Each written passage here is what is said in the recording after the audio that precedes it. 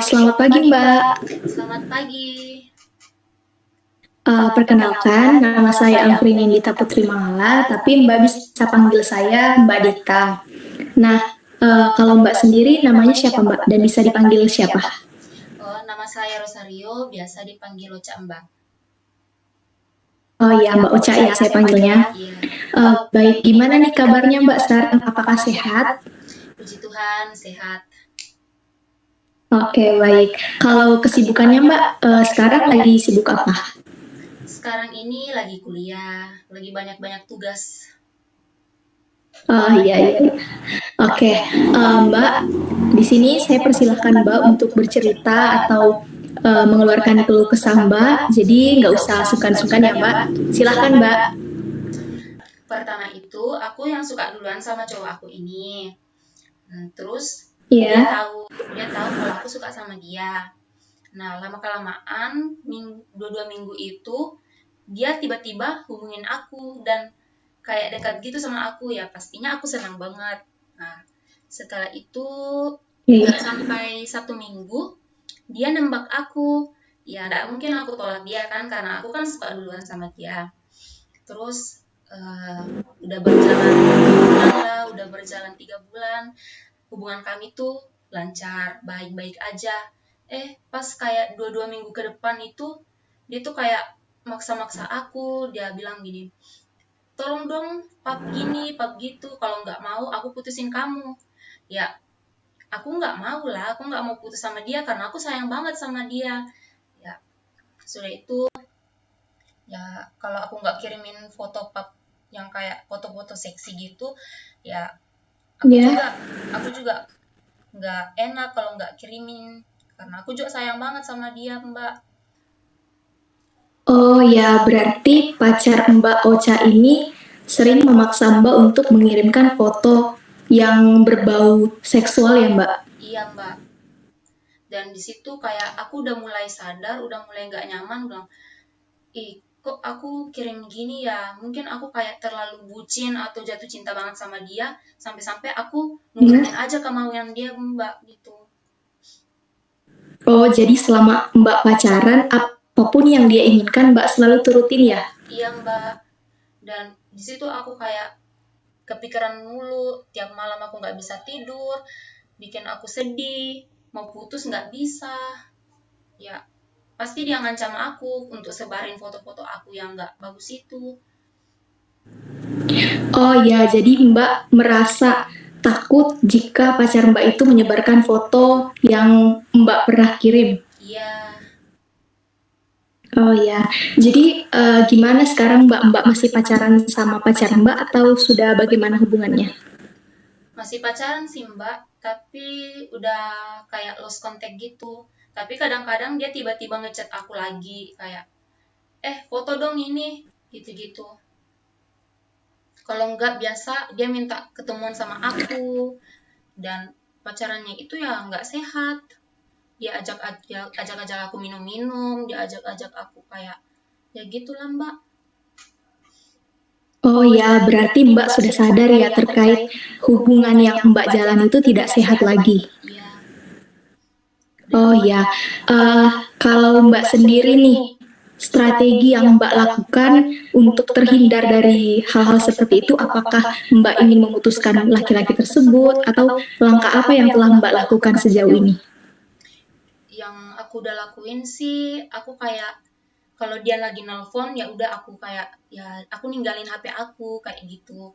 Terus kalau dia minta ketemuan, aku kayak cari alasan sibuk, kayak sama keluarga, sama ini itu sibuk. Itu aja sih, Mbak, yang aku lakuin.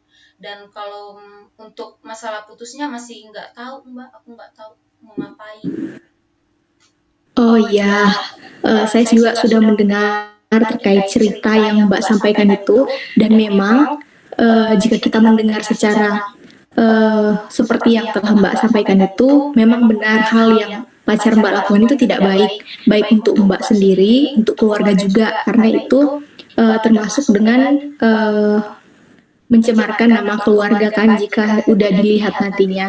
Nah, dan cara-cara Mbak tadi bagus juga untuk diterapkan. Namun, Mbak harus lebih tegas lagi di hubungan Mbak. Jadi, Mbak udah menyadari bahwa yang dilakukan itu salah dan kedepannya jangan sampai hal tersebut terulang kembali dan biar hubungan ini bisa menjadi pelajaran buat Mbak ke depannya seperti itu. Semoga lah saya bisa putus sama pacar saya karena saya sudah tidak nyaman sekali sama dia, Mbak. Iya Mbak, mendengar cerita Mbak juga saya kayak merasa sedih juga dan juga terharu lihat Mbak di masalah sekarang. Tapi saya percaya akan ada jalan keluar buat semuanya dan jangan pernah takut Mbak jika Mbak sudah merasa bahwa hal ini tuh salah, jangan dipertahankan lagi Mbak seperti itu. Ya, Mbak. Oke, Mbak, kami akan menghubungi Mbak di kemudian hari lagi biar nomor dan email Anda tetap aktif biar kami bisa kontak kembali ya Mbak. Ya, makasih banyak, Mbak. Iya, makasih banyak juga Mbak Ocha. Sehat selalu ya Mbak. Ya, terima kasih. Sehat selalu, Mbak Dita. Iya, selamat pagi. Ya, selamat pagi. Selamat pagi Mbak. Halo, selamat pagi. Perkenalkan Mbak, nama saya Alvin Dita Putri Mangala. Mbak bisa panggil saya Mbak Dita. Oh, iya. Nah, kalau Mbak sendiri boleh tahu namanya siapa? Nama saya Ocha, Mbak. Oh iya, berarti bisa dipanggil Mbak Ocha ya. Iya. Mbak, gimana nih keadaannya? Apakah sehat? Puji Tuhan, sehat, Mbak. Oh iya Mbak, kalau boleh tahu nih kesibukan di tengah pandemi seperti ini, hari-hari ini Mbak lagi sibuk ngapain Mbak? Saya ibu rumah tangga, jadi kesibukan saya sih lagi ngurus anak. Oh iya. Oh berarti kesibukannya lagi mengurus rumah tangga ya Mbak, termasuk anak juga. Oh iya. Mbak, sekarang saya memberikan kesempatan buat Mbak bercerita, mengeluarkan keluh kesah Mbak. Silahkan Mbak. Gini Mbak, saya tuh kayak merasa kecewa aja sama suami saya karena sifat dia itu cemburu berat banget sama saya Mbak. Kemana kayak ke sama sepupu saya saja dia cemburu, saya keluar sama teman saya dia cemburu. Dia tuh selalu berpikir negatif tentang saya kalau saya lagi selingkuh di belakang dia Mbak.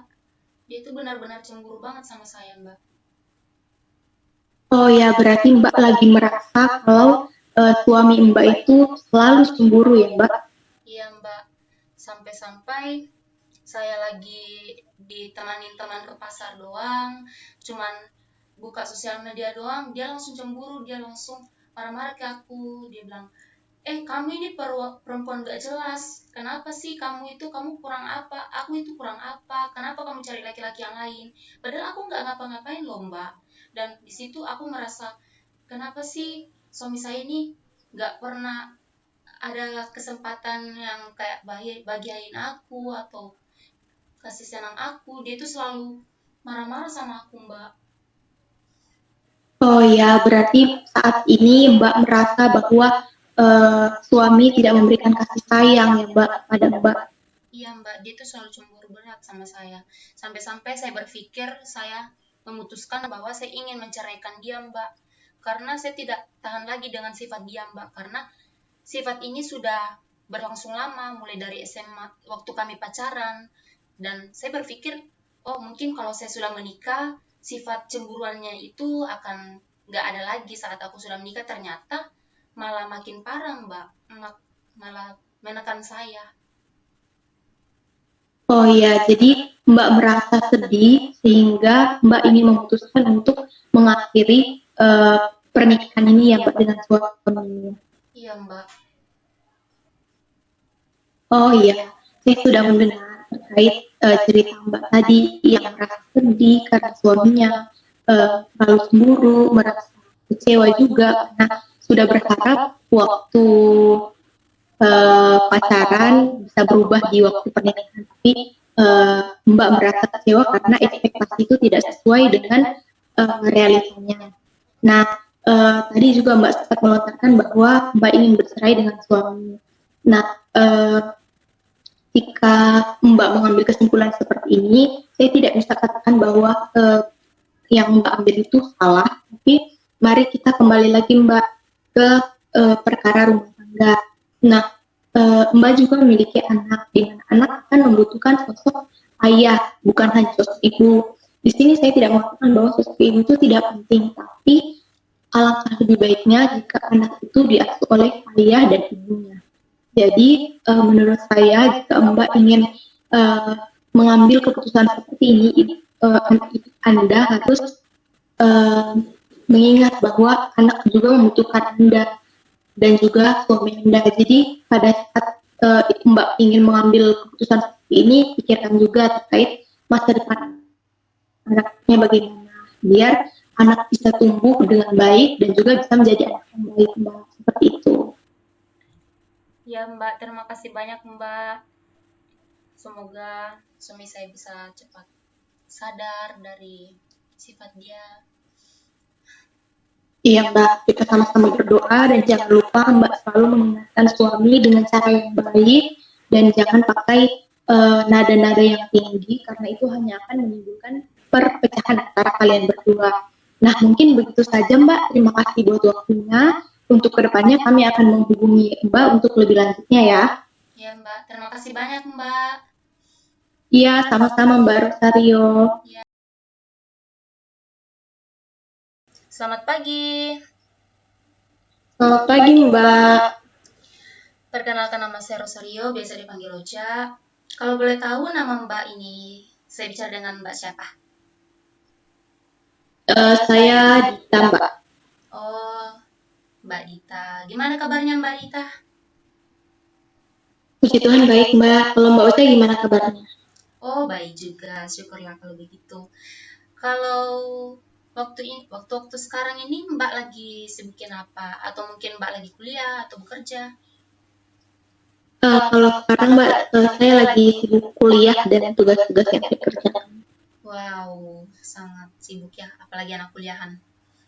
Oke, kita langsung mulai aja ya Mbak. Kalau boleh tahu Mbak ingin ceritain apa atau mau keluhin apa? Saya mau cerita Mbak, kalau semester lalu itu saya putus dengan pacar saya karena dia ketahuan selingkuh. Nah posisinya di situ saya lagi sedang dirawat di rumah sakit. Saya sakit secara fisik waktu itu dan ditambah lagi pacar saya selingkuh dan itu menurut saya beban 2 kali lipat yang harus saya tanggung, di mana saya sakit fisik dan juga sakit mental karena selalu terngiang-ngiang bahwa pacar yang saya percaya itu ternyata nggak seperti yang saya inginkan gitu Mbak, karena dia selingkuh. Oh, berarti semester lalu itu Mbak diputusin karena pacar Mbak selingkuh ya Mbak? Terus? Iya Mbak, jadi awalnya itu memang saya nggak menyangka dan pada saat saya tanya dia juga menyangka awal. Tapi lama-kelamaan berdasarkan bukti yang teman-teman saya kirim, itu dia langsung bilang kalau dia selingkuh dan sampai sekarang saya sedih Mbak, bukan sedih karena saya masih sayang, tapi karena saya merasa diri saya waktu itu sangat bodoh Mbak, apapun yang dia mau saya lakukan, jadi kayak seolah-olah dia datang hanya untuk memanfaatkan saya. Oh, berarti teman-teman Mbak itu mengirimin bukti kalau pacar Mbak ini lagi selingkuh. Terus dia masih mengelak ya Mbak.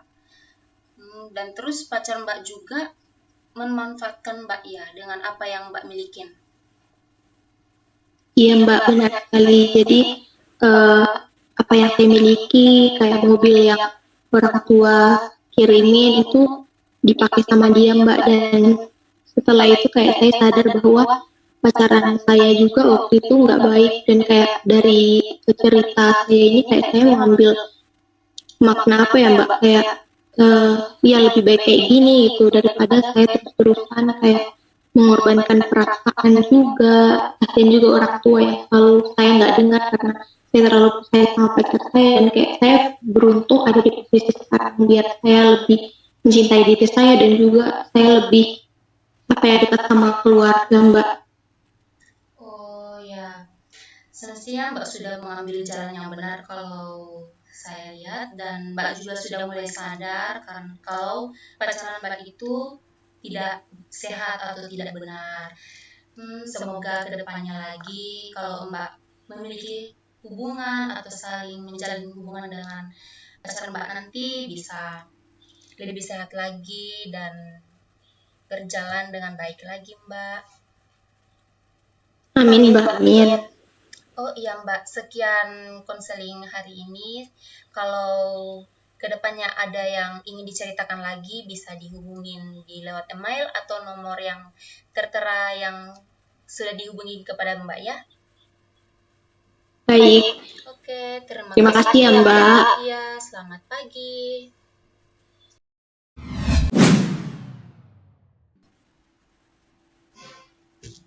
Pak Jirang, Pak Jirang, Pak Jirang.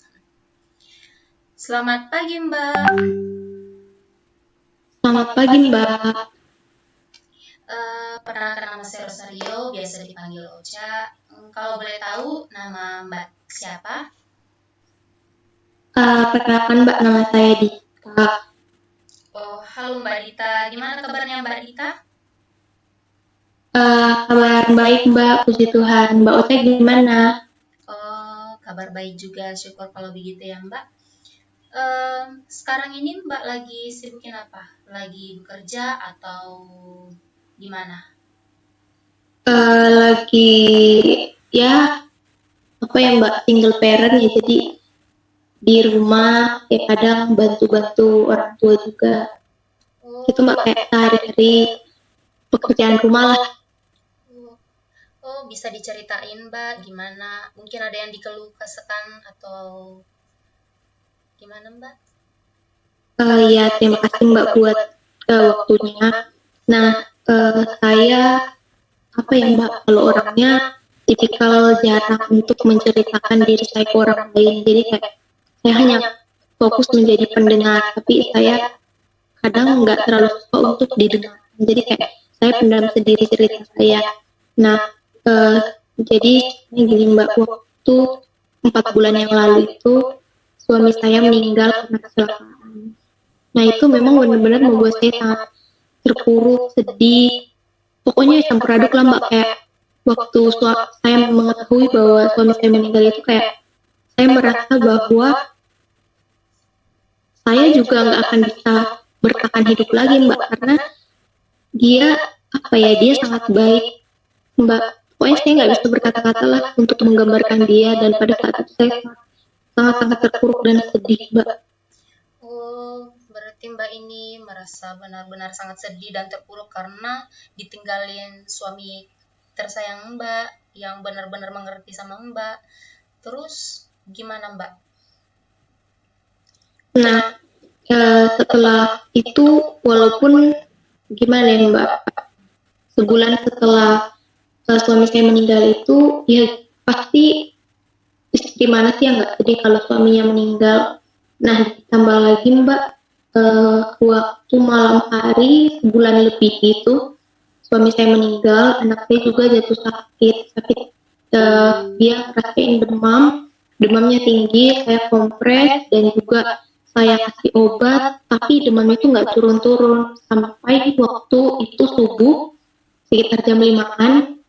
Saya cek keadaan anak saya dan di situ saya udah mendapatkan anak saya meninggal di pangkuan saya sendiri Mbak. Jadi tahun ini tuh menurut saya tahun-tahun yang sangat berat buat saya, karena di samping saya kehilangan suami yang pengertian, saya juga kehilangan anak saya satu-satunya Mbak. Jadi pokoknya saya nggak bisa bayangkan Mbak, sampai detik ini pun saya merasa bahwa uh, saya tuh apa ya, kayak nggak ada gunanya gitu Mbak.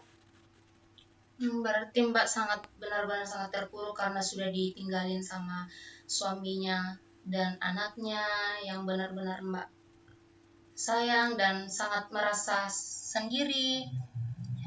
Saya turut berduka cita atas kehilangannya suami Mbak dan anaknya. Terus iya Mbak, makasih buat ucapnya, dan apa ya Mbak, saya ya sedih sebagai ibu dan juga sebagai seorang istri, tapi di saat saya butuh dukungan oleh mama mertua saya itu malah menjat saya sebagai perempuan yang nggak apa ya, istri yang nggak bisa bertanggung jawab terhadap suami dan anaknya gitu loh. Pada saat saya curhat kepada ibu mertua saya malah bilang kalau saya nggak bertanggung jawab, dan di situ saya merasa kecewa, dan sampai sekarang saya masih eh, masih apa ya, masih kayak nggak mau dulu untuk ke rumah ibu mertua saya karena saya kecewa pernah dibilangin seperti itu, Mbak. Oh, berarti Mbak sangat merasa kecewa karena diperlakukan seperti itu oleh mertua Mbak, sudah disalah sangka. Oh ya Mbak, terus Iya, Mbak. gimana hari-hari Mbak tanpa suaminya, mungkin sama dengan anaknya, gimana Mbak? Kalau hari-harinya pasti berbeda ya, Mbak, dengan hari-hari sebelumnya. Nah, waktu saya terpuruk-terpuruknya, saya memutuskan untuk menjual rumah tempat kami tinggal dulu karena itu hanya membuat saya sakit hati. Setiap saya bangun, saya pasti selalu menangis. Oh ya Mbak, mungkin hal tersebut adalah salah satu jalan yang baik untuk menjual rumah ya Mbak, agar bisa menghapus perasaan-perasaan sedih atau kenangan-kenangan yang.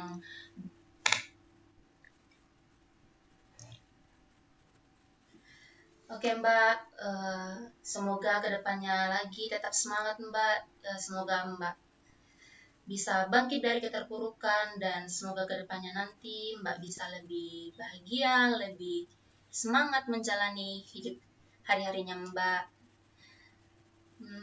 Mungkin sampai di sini saja Mbak konseling hari ini. Mungkin kedepannya kalau Mbak ingin mau cerita lagi, mau keluhin yang Mbak rasain lagi, boleh hubungin kami di biro kami ya Mbak. Terima kasih banyak Mbak. Ya, terima Sehat kasih selalu. Mbak atas sarannya. Oke, Terima selamat kasih Mbak. pagi.